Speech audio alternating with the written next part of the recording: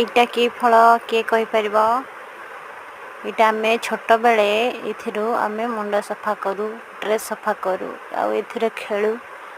ଆଉ ଏଇ ଯେଉଁ ଆମର ଏଟା ମଞ୍ଜି ନୁହଁ, ଏଥିରେ ଆମେ ଝୁମକାରେ ପୁରେଇ ଖେଳୁ। ଆଉ ଯଦି ଆପଣମାନେ ଜାଣିନାହାନ୍ତି ତ ଘର ଲୋକଙ୍କୁ, ବଡ଼ ଲୋକମାନଙ୍କୁ ପଚାରନ୍ତୁ, ସେମାନେ କହିଦେବେ। ଆଜି ଆମେ ଏଥିରେ ସଫା କରିବୁ ରୂପା ଅଳଙ୍କାର ଯେତିକି ଅଛି, ଆମେ ସେଥିରେ ଏଇଥିରୁ ଆମେ ସଫା କରିବୁ।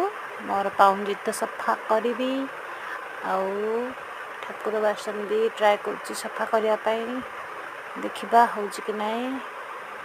ଆଉ ଗେଲୁ ବାବା ଏଥିରେ ତାଙ୍କ ବ୍ରେସଲେଟ୍ ସଫା କଲେ, ଆଉ ମୁଁ କହିଲି ମୋ ଟିକେ ସଫା କରିଦେବେ। ଆଉ ସଫା କରିଦେଲେ, ଆଉ ବୋଉର